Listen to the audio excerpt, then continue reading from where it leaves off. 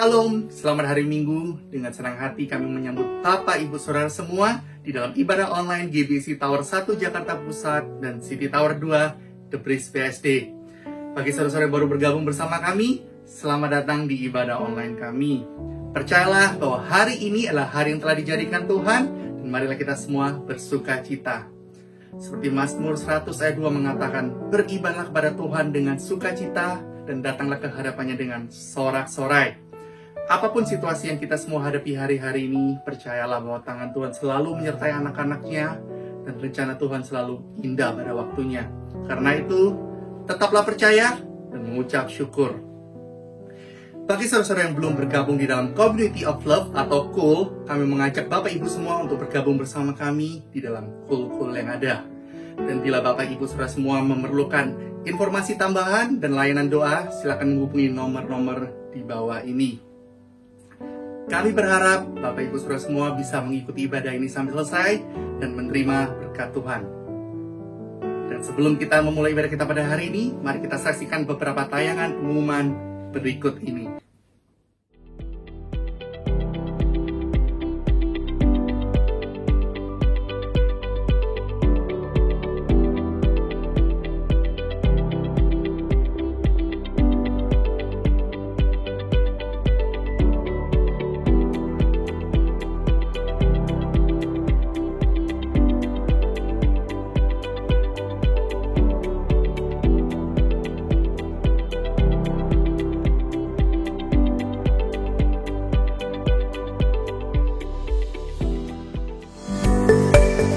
Apa yang akan terjadi ketika wanita berseru kepada Tuhan dalam doa?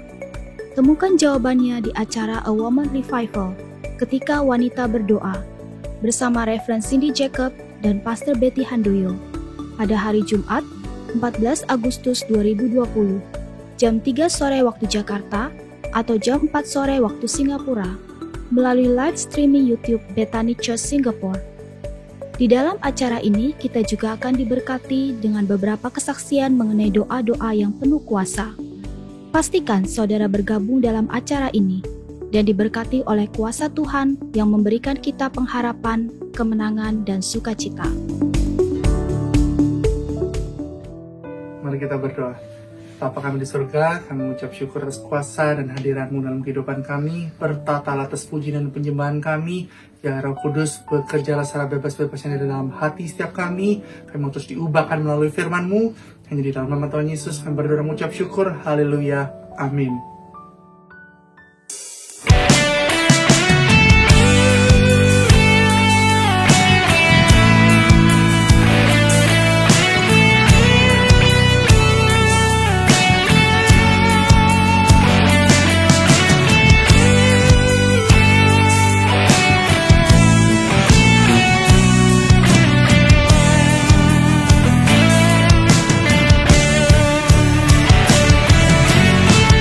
Terima kasih Tuhan Yesus buat kasih setiamu dalam hidup kami ya Tuhan.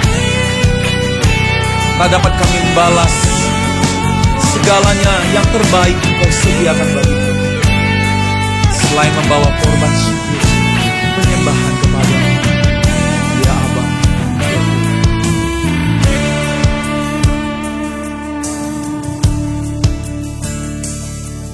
Kau Allah yang setia, Bapa yang mulia, kasih-Mu besar Tuhan. Kau pulihkan hidupku,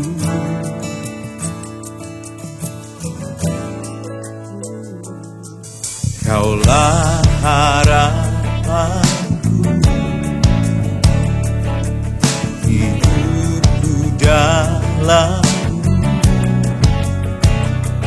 Terima kasih Tuhan, Kau selamatkan hidupku. Dengan apa kan ku balas segala kebaikan-Mu? Segenap hatiku menyembah-Mu Yesus, ku bersyukur padamu selamanya.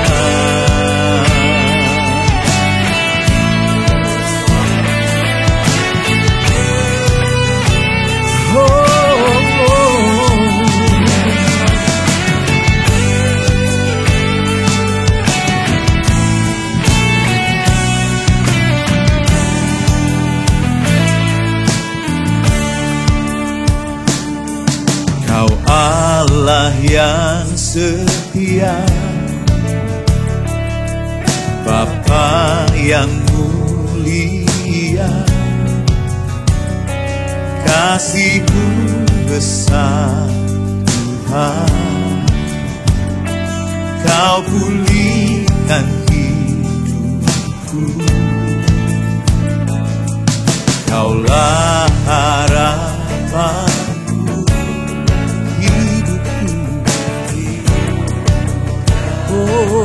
dalam. Terima kasih Tuhan, Kau selamatkan hidupku.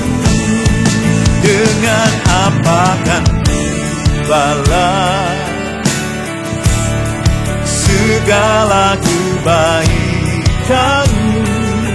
Segenap hati, segenap hatiku menyembah-Mu Yesus, ku bersyukur padamu. Dengan apa kan ku balas segala kebaikan-Mu? Oh, segenap hatiku menyembah-Mu Yesus, ku bersyukur padamu selamanya.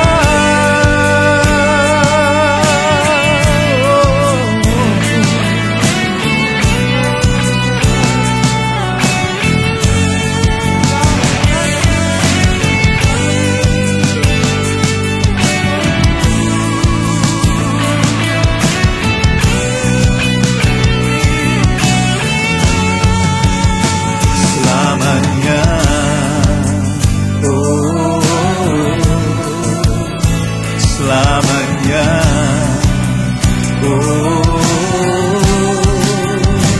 selamanya,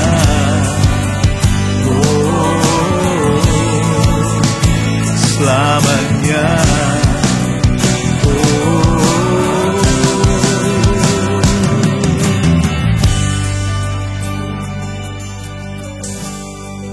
Dengan apa kan ku balas segala kebaikan-Mu? Segenap hatiku menyembah-Mu Yesus, ku bersyukur padamu. Dengan apa kan ku balas segala kebaikan-Mu? Segenap hati, segenap hatiku menyembah-Mu Yesus, ku bersyukur padamu. Dengan apa kan ku balas segala kebaikan-Mu? Segenap hatiku menyembah-Mu Yesus, ku bersyukur padamu. Angkat tanganmu. Dengan apa kan ku balas segala kebaikan? Segenap hatiku menyembah-Mu Yesus, ku bersyukur padamu.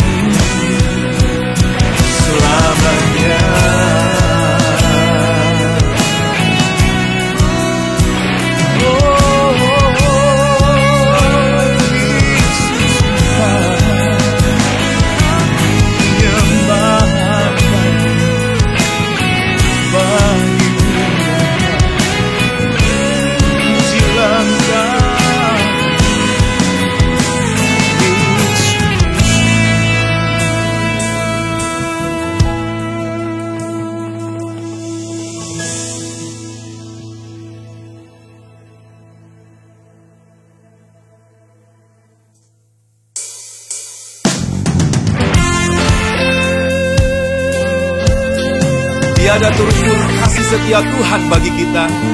Begitu panjang, begitu lebar, begitu dalam dan tingginya kasih Tuhan bagi kita. Haleluya.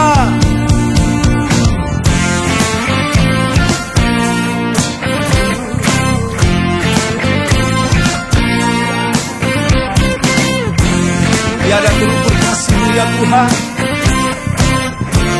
Terima kasih Bapa. Tiada terukur besar kasih setiamu Tuhan.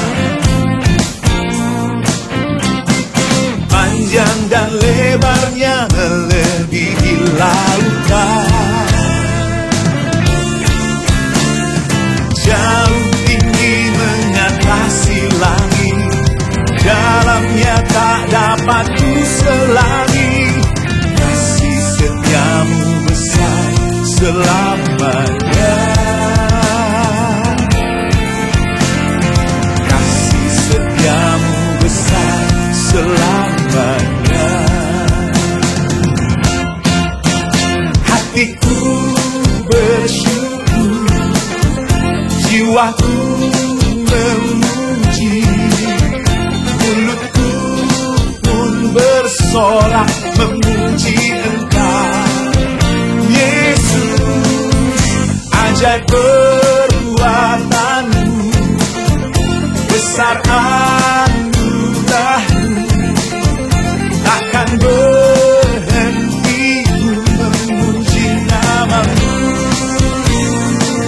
Oh, tiada terukur besar kasih setiamu. Panjang dan lebarnya melebihi lautan.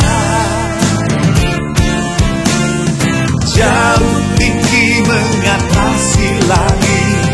Dalamnya tak dapat kuselangi. Kasih setiamu besar selamanya. Kasih setiamu besar selamanya. Mari menari bagi Tuhan.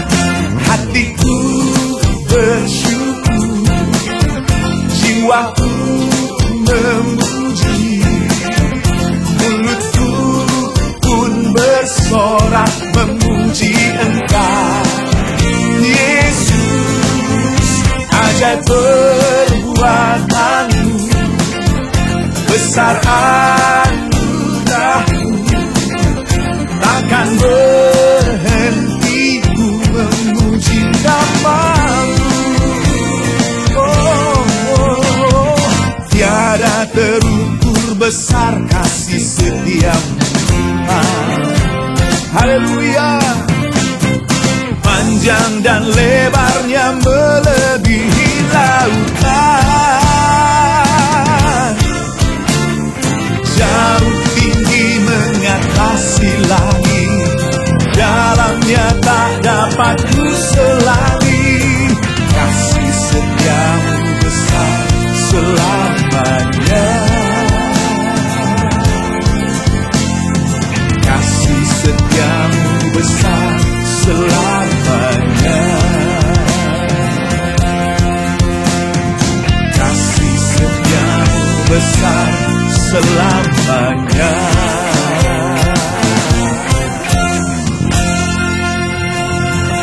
Haleluya.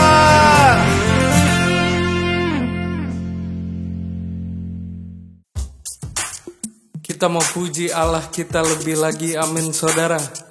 Mari siapkan hati kita, katakan Yesus ajaib. Yesus ajaib, Tuhanku ajaib, kasih-Nya ajaib bagiku. Yesus ajaib, Tuhanku ajaib, rahmat-Nya kekal selamanya. Tak berubah kasih-Nya, setiap hari bertambah indahnya. Sampai bumi berlalu dan habis padaku, Yesusku ajaib bagiku. Come on, sing it out. Yesus ajaib, Tuhanku ajaib, kasih-Nya ajaib bagiku. Yesus ajaib, Tuhanku ajaib, rahmat-Nya kekal selamanya. Tak berubah kasih-Nya setiap hari. Sampai bumi berlalu dan habis waktu, Yesus ajaib, tak berubah kasih-Nya, bertambah indahnya. Sampai bumi berlalu dan habis waktu, Yesus ajaib. Nyanyikan Yesus ajaib. Yesus ajaib, Dia berkuasa, buat dan mujizat, sebab Yesus ajaib. Yesus ajaib, Kau ajaib Tuhan, di dalam hidup kami. Sebab Yesus ajaib. Biar musik memuji Tuhan hari ini.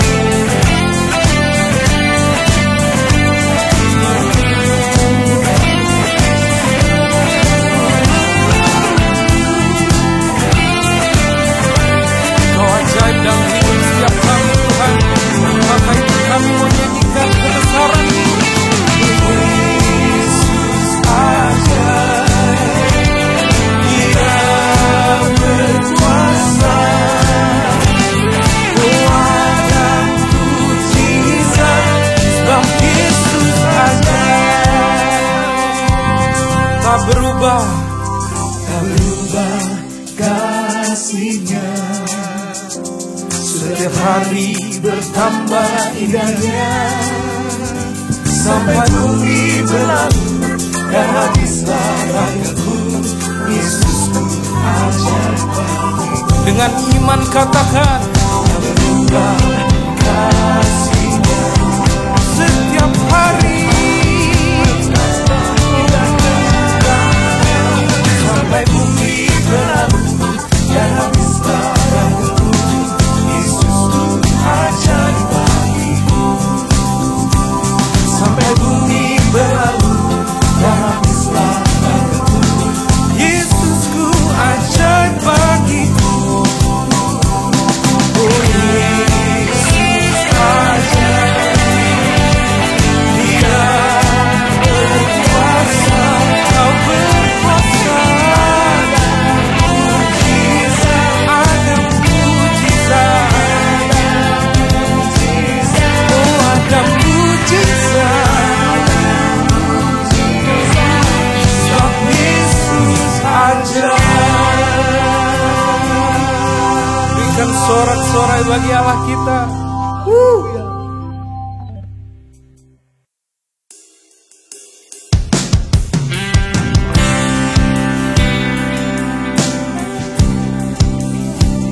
Kami datang dalam hadirat-Mu.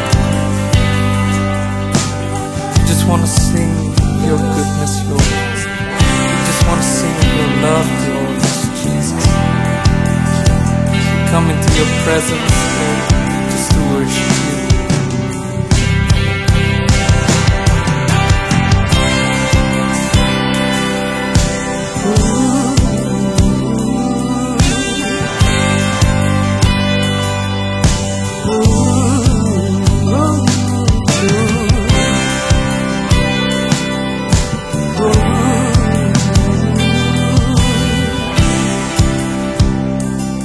Come on, sing.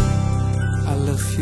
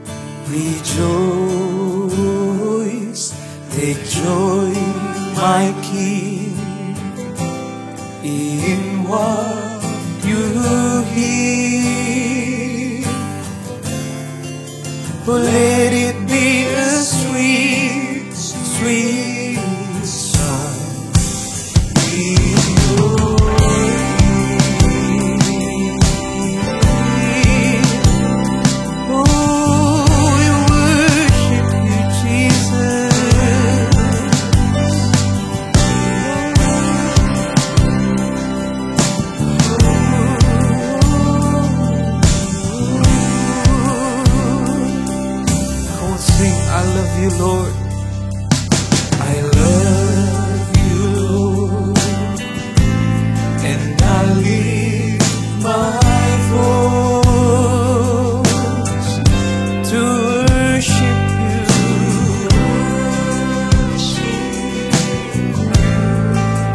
Oh, my soul,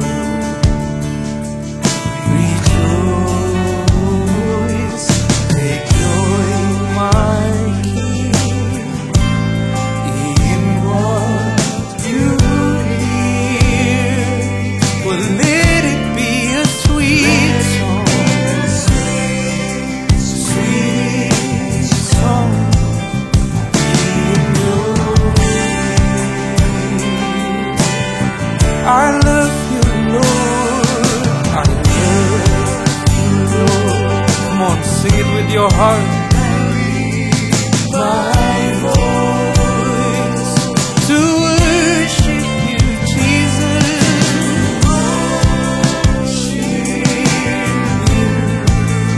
Oh, my soul,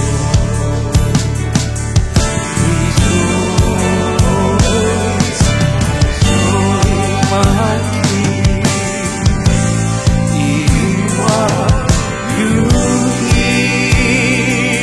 Oh, let it be a sweet, sweet song in your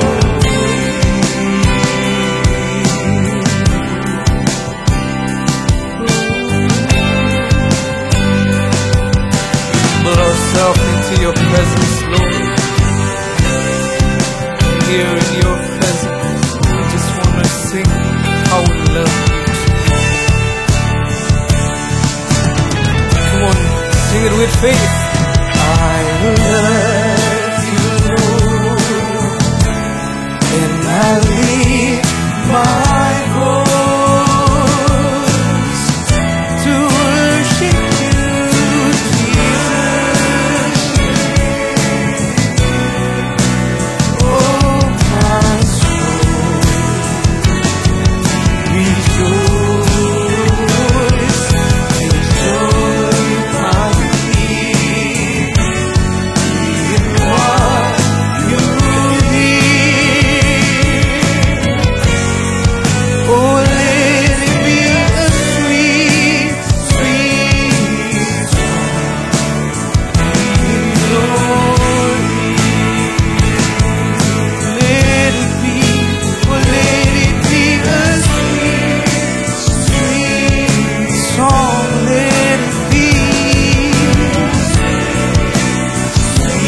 sweet song. Oh, let it be sweet song in your ear.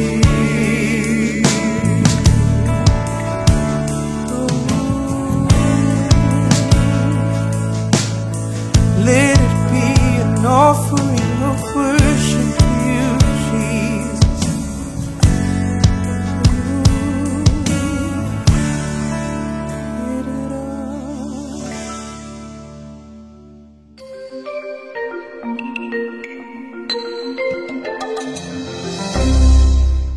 Mari kita satukan hati kita di dalam doa.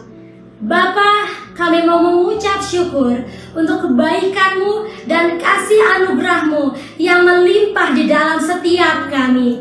Kami percaya hadirat-Mu ada memenuhi setiap keluarga-keluarga yang sedang mengikuti ibadah online. Biarlah setiap mereka akan mengalami terobosan dan pemulihan seutuhnya. Sehingga dari mulut kami mau berkata dan mengucap syukur. Yesus, Engkau adalah satu-satunya jalan kebenaran dan kehidupan. Tiada Allah lain seperti Engkau. Kami juga mau berdoa untuk Bapak Gembala sidang kami, Bapak Pendeta Insinyur Niko Nyoto Raharjo dan keempat wakilnya. Biarlah pengurapan-Mu ada atas mereka. Mereka akan menjadi berkat bukan hanya di Indonesia, tetapi sampai ke bangsa-bangsa. Kami mau juga berdoa untuk gereja kami, tim penggembalaan GBI City Tower 1 dan GBI City Tower 2. Biarlah Engkau yang memberikan mereka hikmat, penyertaan, perlindungan, dan pimpinan-Mu atas mereka, sehingga mereka akan berjalan di dalam visi-Mu untuk memperluas kerajaan-Mu. Kami juga mau berdoa untuk bangsa Indonesia. Kami percaya bangsa Indonesia ada di dalam genggaman tangan-Mu. Kami deklarasikan saat ini pemulihan seutuhnya terjadi atas Indonesia. Pemulihan dari pandemi COVID-19, pemulihan atas perekonomian, pemerintahan, kesejahteraan atas bangsa Indonesia. Kami percaya dari bangsa ini akan lahir kebangkitan generasi muda yang radikal dan mengasihi Engkau. Biarlah Roh Tuhan turun atas mereka dan mengurapi mereka untuk menjadi saksi dan membawa suara kebenaran-Mu. Terima kasih Tuhan. Datanglah kerajaan-Mu di dalam kami, di tempat kami berada, seperti di surga. Terima kasih Yesus. Amen. Selamat hari Minggu. Saya percaya kita masuk dalam level kemuliaan yang lebih besar lagi. Pada edisi Voice of Pentecost kali ini, kita akan membahas faith and risk atau iman dan resiko. Berapa banyak saudara yang mau hidup tanpa resiko? Berbisnis tanpa resiko, menikah tanpa resiko, atau untuk yang anak muda, pacaran tanpa resiko sakit hati. Apa sih resiko itu? Resiko adalah sesuatu yang buruk yang tidak sesuai dengan harapan kita, tetapi rasanya tidak mungkin kita hidup tanpa resiko. Karena dunia yang kita kenal hari ini adalah dunia yang telah dirusakkan oleh dosa. Kejadian 8 ayat 22 mengatakan, selama bumi masih ada, takkan berhenti-henti musim menabur dan menuai, dingin dan panas, kemarau dan hujan, siang dan malam. Oleh sebab itu, selama bumi masih ada, maka yang namanya resiko akan terus ada. Lalu, bagaimana kita mengatasi hal ini? Dengan memiliki iman. Terkadang, hidup ini seperti seorang pengusaha yang sedang berinvestasi. Dan yang namanya investasi tentu ada segudang resiko. Seperti beberapa faktor berikut. Yang pertama, faktor waktu. Kita bisa menghitung, tetapi tidak bisa menentukan dengan pasti kapan investasi kita akan menghasilkan profit yang baik. Dalam hidup ini, kita juga tidak pernah bisa memastikan waktu. Tapi yang pasti, Tuhan selalu tepat waktu. Yang kedua, faktor karakter. Kepada siapa kita menginvestasikan uang kita akan sangat berpengaruh pada besar kecilnya resiko yang akan kita terima.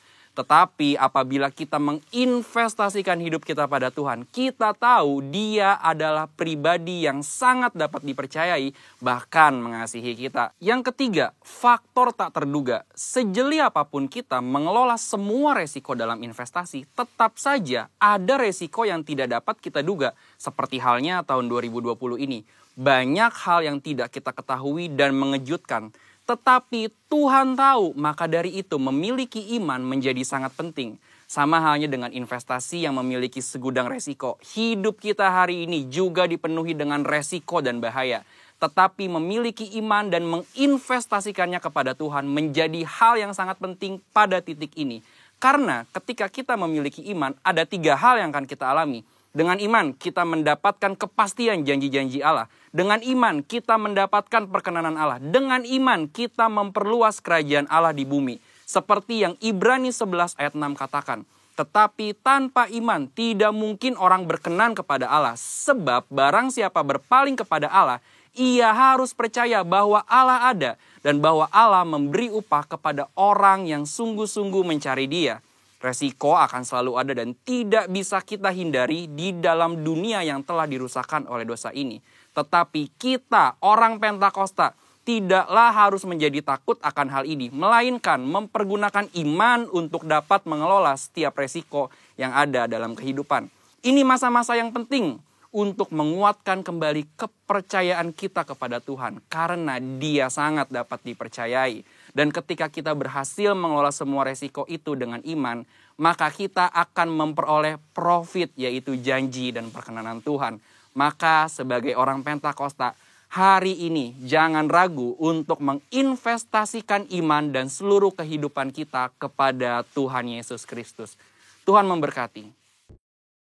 Shalom, saudara-saudara yang dikasihi Tuhan.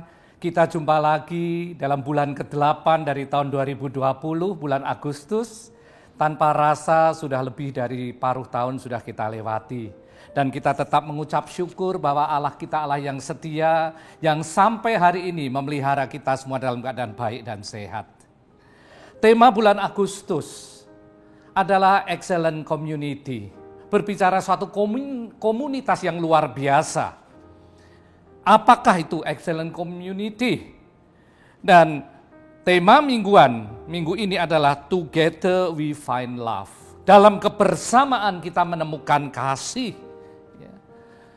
Kita sudah tahu pasti banyak komunitas yang luar biasa di luar sana. Tapi apa yang disebut di sini komunitas yang luar biasa, tentunya komunitas yang berbeda dengan luar biasa menurut ukuran dunia. Karena yang kita bicarakan pagi hari ini adalah mengenai kasih. Tentunya kasih Allah yang tidak bersyarat. Kasih di dalam 1 Korintus 13, ayatnya yang 1-8 dengan jelas di situ digambarkan mengenai kasih. Kasih itu sabar, kasih itu murah hati, kasih tidak cemburu dan tidak memegahkan diri atau sombong. Kasih tidak melakukan yang tidak sopan dan tidak mencari keuntungan sendiri. Kasih tidak pemarah. Kasih tidak menyimpan kesalahan orang lain. Kasih tidak bersukacita karena ketidakadilan, tetapi ia bersukacita karena kebenaran. Kasih itu menutupi segala sesuatu, kasih percaya segala sesuatu, kasih mengharapkan segala sesuatu, sabar menanggung segala sesuatu, kasih tidak berkesudahan. Saudara, kalau kita saat ini sebagai orang-orang yang memperoleh janji keselamatan dan hidup kekal, pengampunan dosa, semata-mata itu semua berdasarkan kasih Allah yang tidak bersyarat. Di dalam Yohanes 3 ayat 16, firman Tuhan berbunyi demikian, karena begitu besar kasih Allah akan dunia ini, sehingga diberikannya anaknya yang tunggal, supaya setiap orang yang percaya kepadanya tidak binasa, melainkan beroleh hidup yang kekal. Karena begitu Allah cinta dunia, maka diberikannya anaknya yang tunggal, supaya yang percaya tidak binasa, melainkan beroleh hidup kekal. Saudara dan saya adalah produk dari kasih Allah. Jadi seyogyanya kita pun mencerminkan kasih Allah yang menjadi DNA dalam hidup setiap manusia selama di dunia ini.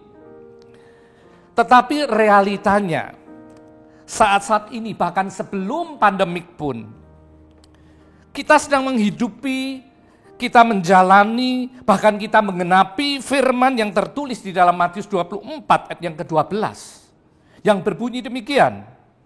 Dan karena makin bertambahnya kedurhakaan, maka kasih kebanyakan orang akan menjadi dingin.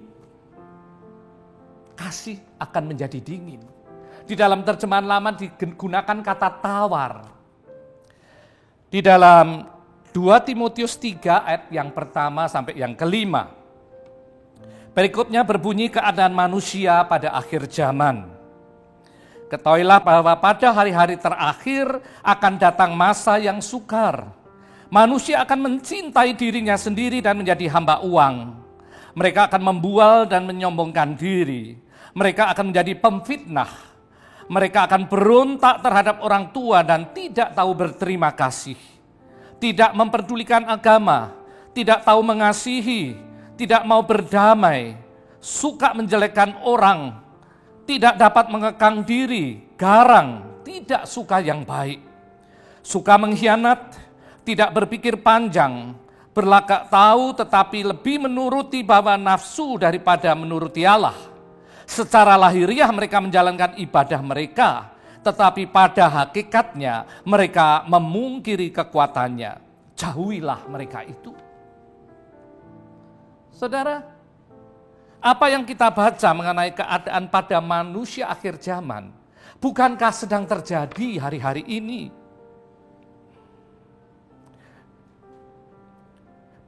Secara lahiriah mereka menjalankan ibadah mereka. Tapi pada hakikatnya mereka memungkiri kekuatannya. Bukankah hari-hari ini sebelum pandemik pun semua yang kita baca ini yang terjadi sangat mirip dengan apa yang tertulis di atas. Sebab menjelang akhir zaman, dosa dan kedurhakaan tidak berkurang-kurang tapi akan bertambah-tambah. Dan kasih kebanyakan orang akan menjadi dingin dan tawar. Jadi jikalau hari-hari ini Tuhan sedang mengizinkan adanya pandemik secara global ini untuk kita kembali kepada kodrat ilahi sebagai anak-anak Allah yang adalah kasih. Supaya kita kembali berfungsi sebagaimana tujuan Allah buat hidup kita sebagai orang percaya, orang pilihan, orang yang meresponi panggilan Allah, panggilan dari tempat maha tinggi, untuk kita menjadi saksinya, untuk menjadi rekan sekerja dalam tuaian jiwa yang terbesar dan terakhir di era Pentakosta ketiga. 1 Yohanes 4 ayat 8 dengan jelas mengatakan God is love. Allah adalah kasih. Barang siapa tidak mengasihi, ia tidak mengenal Allah, sebab Allah adalah kasih.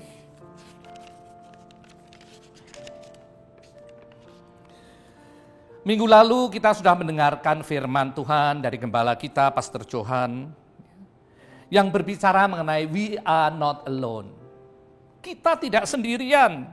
Kita diciptakan sebagai makhluk sosial yang perlu bergaul, relate one another. Sejak awal penciptaan di dalam Kejadian 2 ayat 18. Tuhan Allah berfirman, tidak baik kalau manusia itu seorang diri saja. Aku akan menjadikan penolong baginya yang sepadan dengan dia. Meskipun Tuhan memberikan segala macam, begitu banyak macam binatang, dan manusia itu menamainya, tapi dia perlu seorang yang sepadan. Seorang yang bisa diajak untuk relate dengan nalar manusia. Dia perlu manusia yang lain. Sebagai makhluk sosial, kita saling membutuhkan. Kita perlu komunitas. Di dalam Pengkhotbah 4 ayat 9-11, firman Tuhan berbunyi demikian. Berdua lebih baik daripada seorang diri, karena mereka menerima upah yang baik dalam jerih payah mereka. Karena kalau seorang jatuh, yang seorang mengangkat temannya. Tetapi wahai orang yang jatuh, yang tidak mempunyai orang lain untuk mengangkatnya. Juga kalau orang tidur berdua, mereka jadi panas. Tetapi bagaimana seorang saja dapat menjadi panas? Saudara, ayat-ayat ini menggambarkan yang lebih jelas betapa Allah menghendaki kita bersosialisasi. Kita mempunyai komunitas.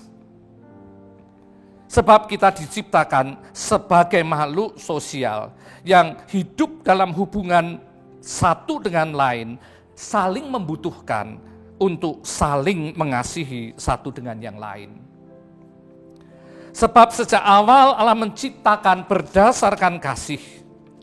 Seperti yang tertulis di dalam Roma 12 ayat 5. Demikian juga kita, walaupun banyak, adalah satu tubuh di dalam Kristus. Tetapi kita masing-masing adalah anggota yang seorang terhadap yang lain. Allah menghendaki kita hidup dalam komunitas, dalam suatu unity, dalam satu kesatuan. Karena unity is power. Kesatuan itu adalah kuasa. Baik yang negatif maupun yang positif. Kita bisa lihat bagaimana kuasa kesatuan, unity yang negatif. Di dalam Kejadian 11, kisah Menara Babel. Unity adalah kuasa. Tapi ketika unity itu tidak sejalan dengan firman Tuhan, dengan kehendak Tuhan, maka Allah akan mengacaukannya. Di dalam Kejadian 11 ayat 4 dan 8, ayat yang keempat, firman Tuhan berbunyi demikian. Juga kata mereka, marilah kita dirikan bagi kita sebuah kota dengan sebuah menara yang puncaknya sampai ke langit. Dan marilah kita cari nama supaya kita jangan terserak ke seluruh bumi. Jelas di dalam Kejadian pertama ayat 28, Allah memberkati mereka, lalu Allah berfirman kepada mereka, beranak cuculah bertambah banyak, penuhilah bumi dan taklukkanlah itu. Kesatuan tidak kudus dalam pembangunan Menara Babel supaya tidak terserak. Padahal kehendak Allah kita terserak dan memenuhi bumi. Karena itu Allah mengacaukan bahasa mereka. Unity is power. Kita lihat sebatang sapu lidi tidak ada gunanya, tidak banyak gunanya. Paling untuk tusuk sate. Tapi kalau seikat sapu lidi, dia mampu membersihkan bahkan halaman yang begitu luas pun dalam waktu singkat bisa dibersihkan dan menjadi rapi. Ada kuasa di dalam kesatuan. Together we find love. Di dalam kebersamaan kita temukan kasih. Dalam kebersamaan kita tidak hanya temukan kasih, tapi dalam kebersamaan kita hidupi kasih, kita bagikan kasih, kita demonstrasikan kasih, kita deklarasikan kasih. Kasih Allah yang tidak bersyarat itu nyata ada dalam hidup kita sebagai anak-anaknya, sebagai anggota tubuhnya. Bukan hanya dengan perkataan, tapi dalam perbuatan. Saudara tidak bisa membagikan kasih yang bisa dirasa kalau tidak ada di dalam suatu komunitas yang nyata. Pertanyaannya, bagaimana kita bisa mendeklarasikan, membagikan, mendemonstrasikan kasih Allah yang nyata, yang ada dalam hidup kita sebagai anak-anak Allah ketika kita masuk dalam komunitas? Ada 3 step. Yang pertama, fix your relation with God. Perbaiki hubunganmu dengan Allah. Melalui pandemik ini, kita masuki bulan ke-6 untuk stay at home, work from home. Kita punya banyak waktu untuk dihabiskan bersama Tuhan. We have plenty of time to spend with God. Setelah sebelumnya, banyak waktu kita habis untuk aktivitas yang seringkali mengikuti apa yang dunia katakan dan bukan apa yang Tuhan katakan melalui firman-Nya. Karena tuntutan di dalam pekerjaan, membangun dan mengejar karir, pergaulan sosial, membuat kita kehilangan waktu intimasi kita dengan Tuhan. We lost our divine fellowship with our Creator. Ingat, kita adalah ciptaan dan Dia adalah pencipta. Bagaimana kita mau jalan benar kalau kita makin jarang ketemu, makin jarang berkonsultasi, makin jarang mendengar arahan dari sang kebenaran itu sendiri. God is the truth. Melalui pandemik yang kita jalani, tanpa sadar kita melakukan social distancing to sin. We have social distancing to the world. Kita mulai berjarak. Dan kita mulai mendekatkan lagi kepada Sang Pencipta. Dan kita kembali kepada tujuan hidup setiap orang percaya, yaitu kekekalan. Sekian lama kita seolah-olah ada dalam social distance dengan Tuhan. Makin sibuk, makin diberkati, makin dipercayai, justru kita makin tidak punya waktu untuk doa. Doa adalah waktu-waktu untuk kita berkomunikasi dan bergaul dengan Allah. Apalagi waktu untuk baca firman. Sehingga ibadah 2 jam dalam seminggu itu sudah lebih dari cukup. Padahal secara rohani engkau kelaparan. Secara rohani kita kering. Membangun keintiman kembali bersama Tuhan. Selama waktu-waktu kita ada dalam masa-masa sulit ini, Tuhan mengajar kita untuk mereset time management di dalam kehidupan kita. Supaya waktu-waktu yang Tuhan percayakan, kita gunakan dengan lebih baik. Ingat, setiap kita, saudara dan saya punya waktu yang sama, 24 jam dalam sehari dalam hidupnya. Berapa banyak kita gunakan waktu untuk mencari Dia? Berapa banyak kita gunakan waktu untuk membangun keintiman dengan Dia? Pemazmur di dalam Mazmur 90 ayat 12 mengatakan, ajar kami Tuhan menghitung hari-hari, agar kami beroleh hati bijaksana. Ajar kami Bapa hidup dalam jalan-Mu, agar semua rencana-Mu digenapi. Saudara, atur time management, pengaturan waktu yang Tuhan percayakan dalam hidup kita. Berikan porsi lebih untuk membangun keintiman dengan Tuhan, dengan Penciptamu. Dengan merenungkan firman, membaca firman, mendengarkan kebenaran firman, dan minta Roh Kudus untuk memampukan kita menjadi pelaku firman. Bangun kembali keintiman dengan Dia yang memiliki seluruh masa depan kita. Bukankah di dalam Yeremia 29 ayat 11 dengan jelas dikatakan, sebab aku ini mengetahui rancangan-rancangan apa yang ada padaku mengenai kamu. Demikianlah firman Tuhan, yaitu rancangan damai sejahtera dan bukan rancangan kecelakaan, untuk memberikan kepadamu hari depan yang penuh pengharapan. Saudara, di dalam bahasa Inggris digunakan, for I know the plans I have for you, declares the Lord. Plans to prosper, untuk memakmurkan saudara dan saya. And not to harm you, dan bukan untuk mencelakakan kamu. Plans to give you hope and future. Rencana untuk memberikan pengharapan dan masa depan. Saudara, poin yang pertama. Untuk menjadi berkat di dalam komunitas yang luar biasa. Perbaiki hubunganmu dengan Tuhan. Perbaiki hubungan pribadimu dengan Tuhan. Hal yang kedua,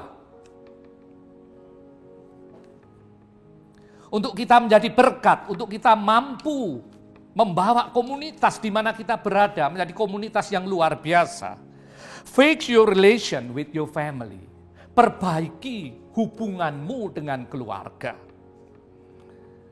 Saudara, kita tahu, lembaga kesatuan yang pertama dibentuk Allah adalah keluarga. Karena itu, keluarga yang kuat dan kudus akan memberikan pengaruh yang besar kepada orang lain, kepada komunitas, kepada gereja, bahkan kepada bangsa. Selama kita ada di dalam work from home, stay at home, sudah pasti begitu banyak hal yang terjadi dalam keluarga. Ada yang justru bikin banyak perselisihan, pertengkaran, bahkan yang fatal berakhir perceraian. Tetapi banyak juga terjadi pemulihan di dalam kebersamaan keluarga ini. Terutama pemulihan dalam hubungan-hubungan suami istri, orang tua dan anak, anak mantu dan mertua, saudara bersaudara, sesama kembali rukun. Tapi semuanya tergantung daripada respon kita pada treatment yang Tuhan berikan, ajarkan pada kita, anak-anaknya. Kita harus ngerti, inisiator dari keluarga adalah Tuhan sendiri.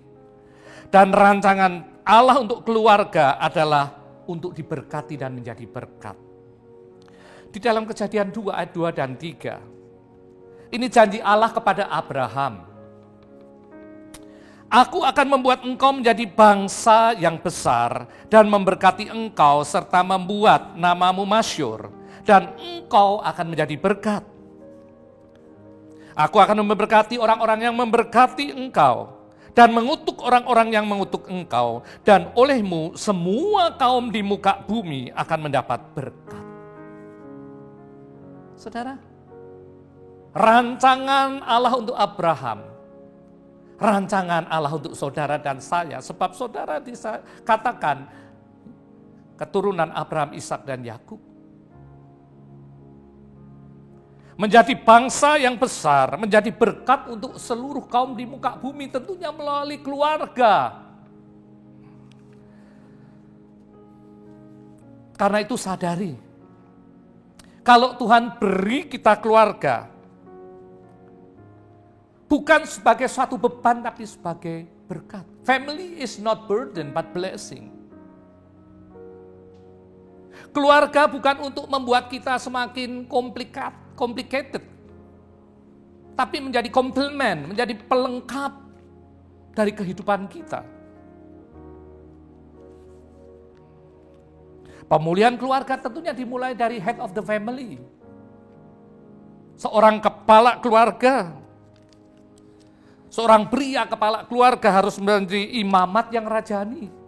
Seorang imam yang membawa seluruh keluarganya mencari Tuhan. Seorang nabi yang berani mengoreksi, menunjukkan kesalahan kepada anggota keluarganya supaya mereka punya waktu untuk bertobat dan memperbaiki diri. Sebagai raja yang memutuskan. Tentunya kalau pasukan-pasukan suami takut istri adalah bukan kepala keluarga yang benar. Kita bisa belajar dari seorang Yosua sebagai kepala keluarga yang berfungsi dengan baik. Ada satu statementnya yang luar biasa di dalam Yosua 24 ayat yang ke-15. Tetapi jika kamu anggap tidak baik untuk beribadah kepada Tuhan, pilihlah pada hari ini kepada siapa kamu akan beribadah. Allah yang kepadanya nenek moyangmu beribadah di seberang sungai Efrat, atau Allah orang Amori yang negerinya kamu diami ini. Inilah statementnya yang luar biasa. Tetapi aku dan seisi rumahku, kami akan beribadah kepada Tuhan. But as for me and my house, we will serve the Lord. Saudara, memperbaiki hubungan keluarga, yang perlu diperbaiki yang pertama adalah kepala keluarganya. Seorang kepala keluarga yang memperbaiki hubungannya dengan Allahnya, pasti dia akan memperbaiki hubungannya dengan keluarganya, artinya berfungsi sebagaimana seharusnya dia berfungsi. Ini akan jadi mudah saat urusan-urusan kita di hadapan Allah dibereskan, dibenarkan. Sebab wibawa Kristus akan menyertai pria-pria yang takut akan Tuhan untuk berfungsi sebagai kepala keluarga.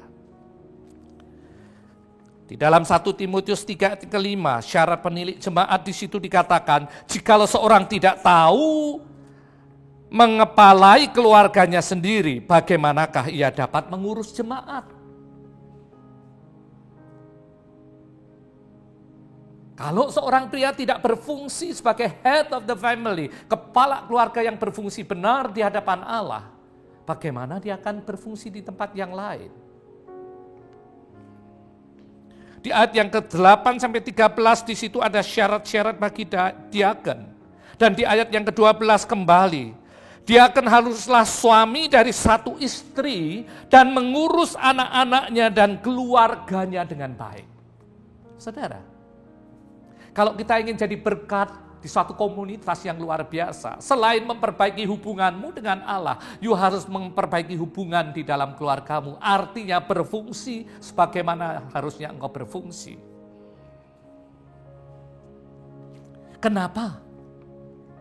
Di ayat yang ke-13, karena mereka yang melayani dengan baik, beroleh kedudukan yang baik sehingga dalam iman kepada Kristus Yesus, mereka dapat bersaksi dengan leluasa. Saudara, ketika hubunganmu dengan Allah sudah diperbaiki, hubunganmu dengan keluarga diperbaiki, tidak ada celah untuk iblis menggocok kamu. Tidak ada dakwaan, tidak ada intimidasi, sehingga kita bisa berfungsi dengan maksimal. Sebab saat seorang kepala keluarga berfungsi dengan benar, sudah pasti penolong yang sepadan, seorang istri, juga akan hidup dengan submissive spirit. Di dalam Efesus 5 ayat 23, 24, perikopnya tentang kasih Kristus dasar hidup suami istri.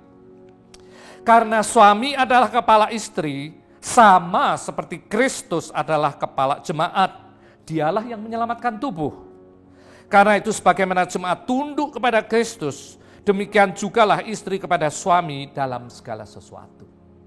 Saudara, kita nggak boleh nyalahkan ketika ada istri-istri perkasa yang menjadi kepala keluarga. Kalau seorang istri mampu merebut kedudukan sebagai kepala keluarga, yang salah bukan istrinya tapi suaminya. Karena suaminya tidak fungsi. Karena suaminya gagal untuk berfungsi sebagai head of the family. Ketika keluarga kembali dipulihkan, anak yang bijak mendatangkan sukacita kepada ayahnya, tetapi anak yang bebal adalah kedukaan bagi ibunya. Anak-anak pun akan melihat, ingat, anak-anak itu belajar dari keteladanan. Cara termudah untuk mendidik anak tentang nilai-nilai kehidupan, nilai-nilai keluarga, family values adalah dengan keteladanan. Di dalam Amsal 22 ayat 6, didiklah orang muda menurut jalan yang patut baginya, pada masa tuanya pun ia tidak akan menyimpang di jalan itu. Saudara, sebagai orang tua kita harus mendidik anak-anak kita, mendidik dengan rotan tapi juga dengan kasih. Mendorong, mensupport, memfasilitasi anak-anak sejak kecil untuk mengenal Tuhan, belajar firman Tuhan, dan cinta firman Tuhan. Sebab ini akan menjadi rambu-rambu yang paten untuk jalan hidupnya kelak. Sebab ada kegentaran ilahi, ada spirit fear of God yang tertanam sejak dari awal. Di dalam 3 Yohanes 1 ayat yang keempat, bagiku tidak ada sukacita yang lebih besar daripada mendengar bahwa anak-anakku hidup di dalam kebenaran. Saudara, kebanggaan, sukacita, harta yang terbesar seorang tua adalah ketika melihat anak-anaknya hidup dalam kebenaran, hidup takut akan Tuhan. Di dalam Alkitab begitu banyak keluarga yang berhasil, keluarga Abraham, keluarga Nuh, keluarga Yosua. Tapi juga ada keluarga yang gagal, seorang Imam Eli. Karena dia tidak pernah berani berfungsi sepenuhnya mendidik anak-anaknya. Dia tidak berani menegur anak-anaknya, sehingga mereka hidup dalam ketidakbenaran dan binasa. Kekasih Tuhan, saat kita sudah memperbaiki hubungan kita dengan Allah, saat kita memperbaiki hubungan kita di dalam keluarga, fungsi, maka masuklah kita ke poin ketiga. Fix your function in the community. Perbaiki fungsimu di dalam komunitas. Kau menjadi orang yang merdeka, orang yang tidak tertuduh. Orang yang tidak ada celah untuk iblis menggocoh kita. Dan kita bisa melakukannya dengan leluasa bagi kemuliaan kerajaan surga. Kembali sebagai makhluk sosial, tentunya kita harus hidup di dalam suatu kesatuan dalam komunitas. Sebab komunitas Kristiani, komunitas anak-anak Tuhan adalah merupakan anugerah. Di dalam Efesus 2 ayat 19-20 tertulis, demikianlah kamu bukan lagi orang asing dan pendatang, melainkan kawan sewarga dari orang-orang kudus dan anggota-anggota keluarga Allah yang dibangun di atas dasar para rasul dan para nabi dengan Kristus Yesus sebagai batu penjuru. Kita merupakan suatu keluarga rohani yang besar. Komunitas merupakan keluarga rohani yang dianugerahkan Allah dalam hidup orang percaya. Karena itu sangat penting untuk memilih komunitas di dalam hidup kita. Sebab pengaruhnya besar sekali. Pengaruh komunitas dalam hidup setiap manusia sangat besar. Itulah sebabnya firman Tuhan mengingatkan kita di dalam 1 Korintus 15 ayat 33. Janganlah kamu sesat, pergaulan yang buruk merusakkan semua kebiasaan yang baik. Saudara, hidup di dalam komunitas cuma ada dua pilihan. Engkau akan mempengaruhi atau engkau dipengaruhi. Tidak ada hal yang lain.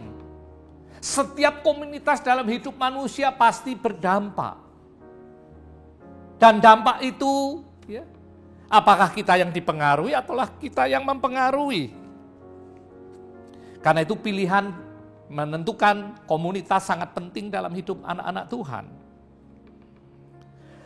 Gereja kita memberikan satu fasilitas komunitas yang sangat baik. Cool. Satu komunitas di mana kita berkumpul bersama untuk setiap kita bertumbuh dewasa rohani. Bukankah moto Cool, KTM, kesatuan hati, tumbuh bersama dan memenangkan jiwa, adalah selaras dengan kerinduan hati Allah Bapa dalam hidup setiap orang percaya. Di dalam Yohanes 15 dengan jelas, Allah mengharapkan ada buah, bahwa setiap kita harus berbuah, karena kita melekat pada pokok anggur yang benar, Yesus Kristus. Dan buah yang diharapkan adalah buah jiwa-jiwa yang dimenangkan bagi kerajaan sorga. Di dalam ayat keempat dari Yohanes 15, tinggallah di dalam aku dan aku di dalam kamu. Sama seperti ranting tidak dapat berbuah dari dirinya sendiri, kalau ia tidak tinggal pada pokok anggur. Demikian juga kamu tidak berbuah jikalau kamu tidak tinggal di dalam aku. Saudara, sekian lama kita tinggal di dalam Kristus, kita harus menghasilkan buah. 3 poin saya sampaikan pagi hari ini. Untuk keberadaan kita, untuk membangun satu komunitas yang luar biasa, excellent community, dimulai dari diri kita sendiri. Fix your relation with God. Perbaiki hubungan pribadimu dengan Allah. Tempatkan Roh Kudus sebagai penolong dalam hidupmu pada posisi yang sebenarnya. Biarlah Roh Kudus berdaulat dalam hidup kita, mempunyai otoritas, dan biarlah Roh Kudus berkarya melalui kehidupan kita. Yang kedua, fix your relation with family. Perbaiki hubungan dengan keluargamu. Family is God's grace. Keluarga adalah kasih karunia Allah. To complete you, to support you, to do His will. And be a blessing for others. Sebab keluarga adalah kasih karunia Allah. Untuk melengkapi kita, untuk mensupport kita, untuk melakukan kehendaknya. Dan menjadi berkat untuk banyak orang. Setelah itu bersiap-siap untuk kita berfungsi di dalam komunitas. Menghasilkan buah. Sebab saat kita mempunyai hubungan benar dengan Allah, tidak ada celah untuk iblis untuk mengintimidasi kita. Ketika hubungan kita di dalam keluarga berfungsi dengan baik, menjadi teladan dan inspirasi untuk keluarga yang lain, maka kehidupan kita seperti surat Kristus yang terbuka, yang tertulis di dalam 2 Korintus 3 ayat 2 dan 3. Kamu adalah surat pujian kami yang tertulis dalam hati kami dan yang dapat dikenal, dibaca oleh semua orang. Ternyata bahwa kamu adalah surat Kristus yang ditulis oleh pelayanan kami, ditulis bukan dengan tinta, tapi dengan roh dari Allah yang hidup, bukan pada loh batu, melainkan pada loh-loh daging, yaitu di dalam hati manusia. Sehingga melalui kehidupan kita, orang akan melihat Kristus. Orang akan melihat kasih Kristus yang nyata. Bukan katanya, tapi nyata ada dalam hidup anak-anaknya. Pandemi ini sudah berjalan masuk bulan ke-6, saudara. Treatment yang Tuhan berikan ini sudah 6 bulan loh. Adakah kita sudah belajar sesuatu? Apakah kita sudah mereset time management kita dengan lebih baik? Dengan waktu yang begitu banyak, saatnya untuk kita membangun kembali tujuan dalam hidup setiap orang percaya. Kembali ke rumah Bapa, masuk dalam kekekalan. Tidak ada kata terlambat untuk mulai suatu kebenaran dan kebaikan. Kalau saudara belum melakukannya, inilah waktu yang terbaik. It's the best time for every one of us to fix our relation with God, to fix our relation with our family, and be ready function in community. Menjadi garam dan terang dunia seperti yang tertulis dalam Matius 5 ayat 13-16. Semuanya hanya untuk kemuliaan nama di atas segala nama. Ingat saudara, di dalam komunitas kita menemukan kasih Allah. Saat kita di dalam komunitas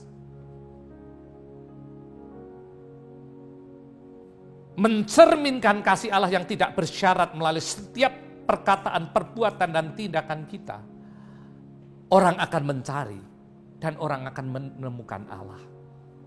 Mereka akan mengalami perjumpaan pribadi dengan Allahnya. Dan di dalam perjumpaan pribadi dengan Allah, pasti ada perubahan dalam kehidupan rohaninya. Ada terobosan, ada pembaruan. Saat orang mengalami perjumpaan pribadi dengan Allahnya. Kasih Allah yang tidak bersyarat. Bukan hanya ditemukan di dalam komunitas yang luar biasa, tapi akan bisa dirasa. Dan orang yang merasakan akan menceritakannya kepada yang lain. Sehingga kasih Allah yang tidak bersyarat itu akan terus menjadi pesan berantai. Ada komunitas yang luar biasa, di mana kasih Allah yang menjadi acuan dari setiap perbuatan dan hubungan mereka. kasih dari surga akan menjadi kesaksian yang heran untuk orang-orang yang belum mengenal Dia. Kasih dari surga memenuhi tempat ini. Kasih dari Bapa surgawi. Kasih dari Yesus mengalir di hatiku, membuat damai di hidupku. Mengalir kasih dari tempat tinggi, mengalir kasih dari tata Allah Bapa, mengalir, mengalir, mengalir dan mengalir, mengalir memenuhi hidupmu. Saudara kekasih Tuhan, saat kasih Allah Bapa, kasih yang tidak bersyarat itu mengalir memenuhi kehidupan kita, meluap dari hidup kita. Dan kasih Allah yang tidak bersyarat itu bukan hanya dibicarakan, tapi bisa dirasa oleh komunitas di mana kita berada. Sehingga nama Tuhan dipermuliakan melalui kehidupan kita. Yeremia 29 ayat 7 katakan dengan jelas, usahakanlah kesejahteraan kota kemana kamu aku buang, dan berdoalah untuk kota itu kepada Tuhan, sebab kesejahteraannya adalah kesejahteraanmu. Ayat ini tidak berbicara untuk kita intercede, bersyafaat, tapi keberadaan kita di dalam suatu komunitas juga menjadi suatu bukti nyata kasih Allah yang ada dalam hidup setiap anak-anaknya. Mari, perbaiki hubunganmu dengan Tuhan, perbaiki hubunganmu dalam keluarga, dan siap membangun komunitas luar biasa di mana kasih Allah yang tidak bersyarat, yang senantiasa mengalir di dalamnya. Tuhan memberkati. God bless you. Mari kekasih Tuhan, siapkan hatimu, angkat tanganmu untuk menerima berkat yang terbaik dari Bapa di surga. Berkat Tuhan ini juga akan memeteraikan setiap kebenaran firman yang sudah ditabur, sehingga tidak ada kebenaran firman yang kembali sia-sia. Kekasih-kekasih Tuhan yang mengasihi Tuhan dengan hatinya, bukan hanya dengan lidah bibirnya. Mengasihi Tuhan, mempercayai setiap kebenaran firman-Nya, merenungkannya dan menjadi pelakunya. Terimalah berkat damai sejahtera dari Allah Bapa di dalam Anak yang tunggal Tuhan Yesus Kristus, persekutuan dengan Roh Kudus, tinggal tetap menyertai kita semua mulai sekarang sampai Maranatha, bahkan sampai selama-lamanya. Setiap kita yang sudah menerima berkat-Nya dan merasakan kasih-Nya, mari bersama katakan, Amin. God bless you.